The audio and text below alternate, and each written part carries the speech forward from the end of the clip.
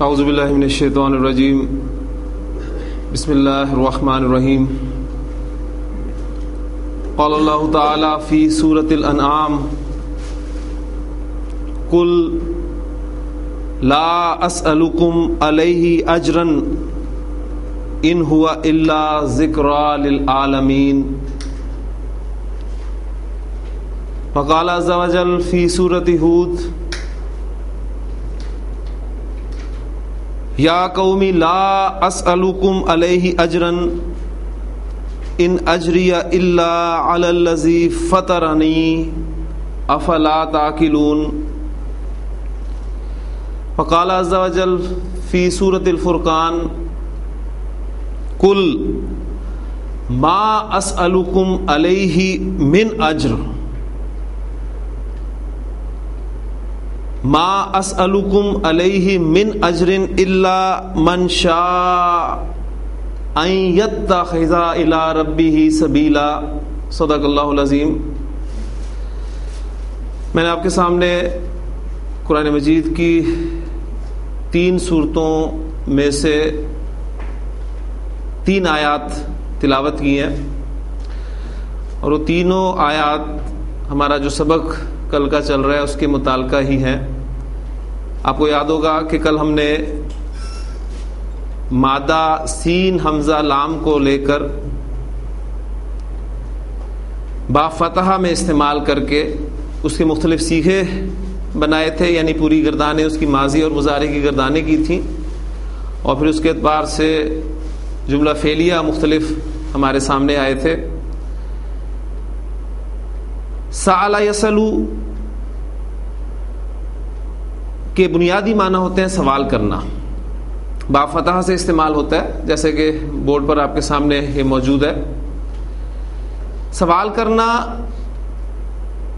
2 معنی میں استعمال ہوتا ہے، ایک اس کے معنی ہوتے ہیں مانگنا کے، اور دوسرے اس کے معنی ہوتے ہیں پوچھنا کے۔ سأل یسألو چاہے مانگنا کے معنی میں آئے چاہے پوچھنا کے معنی میں آئے، یہ 2 مفعول ڈیمانڈ کرتا ہے۔ کل ہم نے بات کی تھی پہلے مانگنا کے معنی کے حوالے سے۔ سأل یسألو جب مانگنا کے معنی میں آتا ہے تو اس وقت بھی اس کے 2 مفعول ہوتے ہیں، ایک جس سے مانگا جائے اور دوسرا مفعول وہ چیز جو مانگی جائے۔ اور ان دونوں مفعول کے اعتبار سے میں نے آپ کو بتایا تھا کہ وہ دونوں مفعول جو ہیں وہ ڈائریکٹ استعمال ہوتے ہیں۔ پہلا مفعول جس سے مانگا جائے وہ تو ہوتا ہی بغیر کسی پریپوزیشن کے استعمال ہے، جبکہ جو دوسرا مفعول ہے وہ ڈائریکٹ بھی استعمال ہوتا ہے، یعنی بغیر پریپوزیشن کے بغیر صلہ کے استعمال بھی ہوتا ہے، اور من کی پریپوزیشن کے ساتھ بھی استعمال ہوتا ہے۔ ڈائریکٹ استعمال اس کا ہم نے کل دیکھا تھا، آیت میں نے آپ کے سامنے سورہ ہود کی رکھی تھی جس میں حضرت نوح علیہ السلام نے کہا تھا کہ لا اسألکم مالا لا اسألکم علیہ مالا، میں تم سے اس کام پر کوئی مال نہیں مانگتا، ان اجری الا علی اللہ، میرا اجر تو اللہ کے ذمہ ہے۔ اور آج جو میں نے آپ کو آیات سنائی ہیں اس میں پہلی آیت میں نے آپ کے سامنے رکھی ہے سورۃ الانعام کی، یہ سورۃ الانعام کی آیت نمبر 90 ہے، جس میں اللہ تعالیٰ نے فرمایا ہے کہ قل، اے نبی صلی اللہ علیہ وسلم کہہ دیجئے لا اسألکم علیہ اجرا۔ یہاں پر الفاظ تھے مالن کے اور یہاں پر الفاظ ہیں اجرن کے۔ لا اسألکم علیہ اجرا، میں تم سے اس پر کوئی اجر نہیں مانگتا۔ اب کوئی کا ترجمہ ہم کیوں کر رہے ہیں یہاں پر؟ اس لیے کہ وہ نکرہ استعمال ہوا ہے۔ میں تم سے اس کام پر کوئی اجر طلب نہیں کرتا، ان ہوا الا ذکریٰ للعالمین۔ اب یعنی قرآن مجید کو پہنچانا ہی کام اس طرف اشارہ ہے، تو یہ تو ایک نصیحت ہے، قرآن مجید تو ایک نصیحت ہے، کس کے لیے؟ للعالمین، تمام جہان والوں کے لیے۔ تو یہ ان اور الا کمبینیشن میں امید کرتا ہوں کہ آپ اس کو سمجھ لیں گے۔ ان ہوا الا ذکریٰ للعالمین، نہیں ہے یہ ایک نصیحت مگر تمام جہان والوں کے لیے.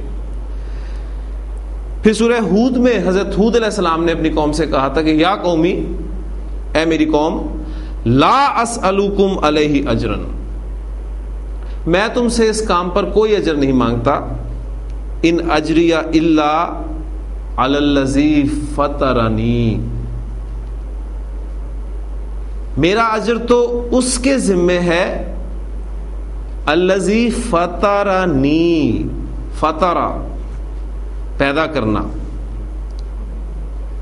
الذی فطرنی جس نے مجھے پیدا کیا، میرا اجر تو اس کے ذمہ ہے، وہی مجھے اجر دے گا. افلا تعقلون، تو کیا تم عقل نہیں کرتے؟ اب گرامیٹیکلی انشاءاللہ تعالی ہم اس کو بڑی آسانی سے کر سکتے ہیں. پھر سورۃ الفرقان کی بڑی خوبصورت آیت ہے، اس میں کہا گیا کہ کل، اے نبی صلی اللہ علیہ وسلم کہہ دیجئے، ما اسألکم علیہ من اجرن.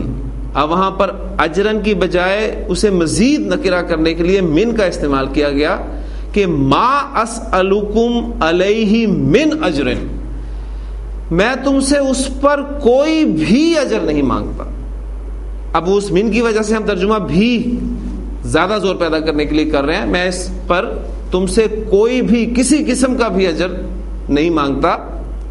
الا من شاء ان یتخذ الی ربہ سبیلا، سوائے اس کے کہ جو شخص چاہے اپنے رب کی طرف راستہ بنا لے.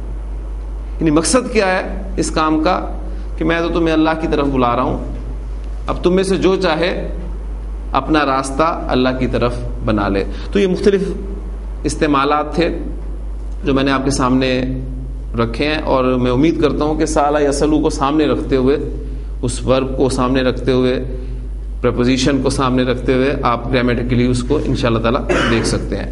اب دوسری بات جو ہے، اب ہم بورڈ کی طرف آتے ہیں.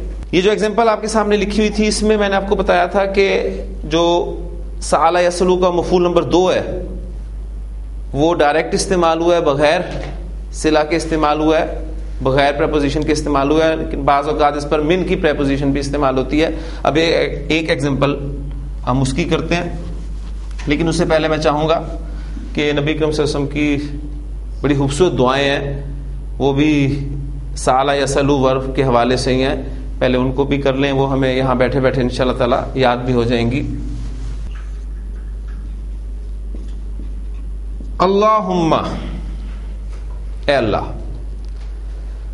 آپ کو یاد ہوگا جب ہم نے حروف ندا والا ٹاپک پڑھا تھا تو حرف ندا کثرت سے استعمال ہونے والا یا کے بارے میں تفصیل سے بات ہوئی تھی. آج کا جو اسلوب ہے وہ یا اللہ ہے، اور اس دور کا بھی، زمانہ جاہلیت میں بھی اللہ تعالیٰ کو پکارنے کے لیے جو اسلوب استعمال کیا جاتا تھا وہ اللہم کا تھا.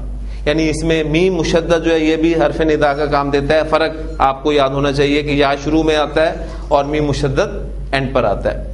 تو اللہم، نبی کریم صلی اللہ علیہ وسلم کی آپ کو جتنی بھی دعائیں ملیں گی وہ سب کی سب اللہم سے، زیادہ تر جو ہیں وہ اللہم سے شروع ہوتی ہوئی ملیں گی. اللہم، اے اللہ. پہلے سمپل اردو سے عربی میں ٹرانسلیشن کرتے ہیں. میں تجھ سے سوال کرتا ہوں، میں تجھ سے مانگتا ہوں. جی کیا عربی ہوگی اس کی؟ میں مانگتا ہوں، میں سوال کرتا ہوں، اسألو.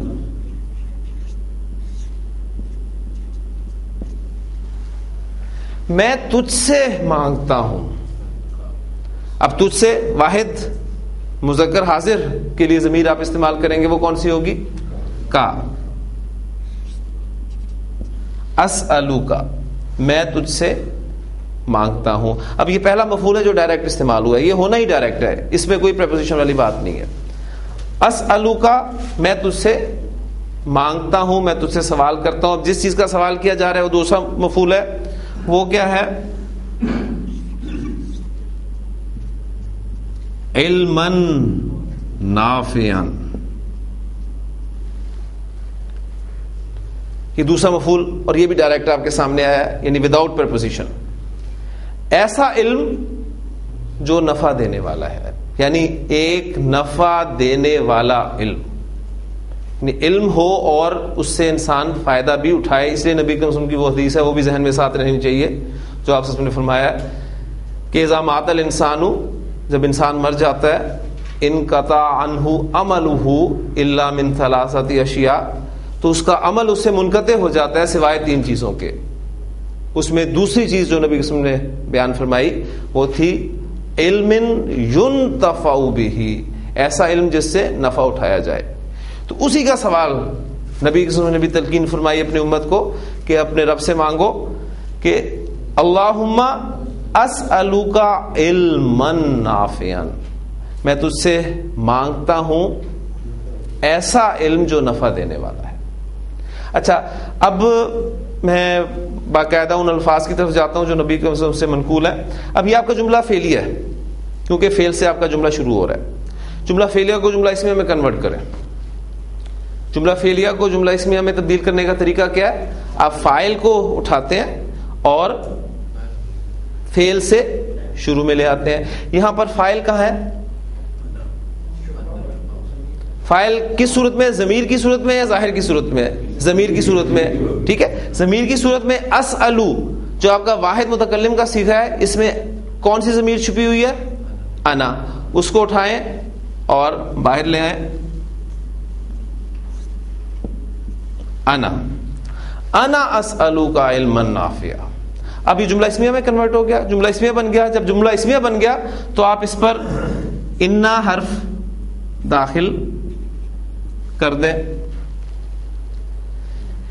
انا پلس انا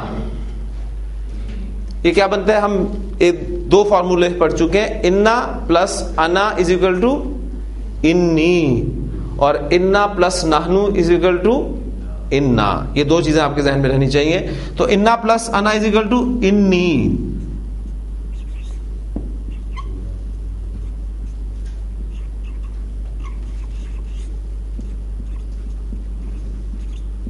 اللہم انی اسألک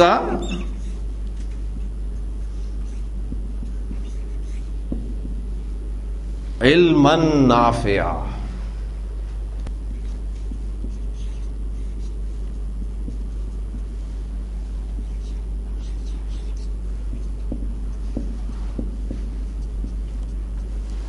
وعملا متقبلا، اور ایسا عمل جو مقبول ہو، جو قبول کیا ہوا ہو، یعنی مقبول عمل. 2 چیزیں ہو گئی. اور تیسری بھی چیز بڑی پیاری چیز ہے جس کی تلقین نبی کریم صلی اللہ علیہ وسلم نے کی ہے.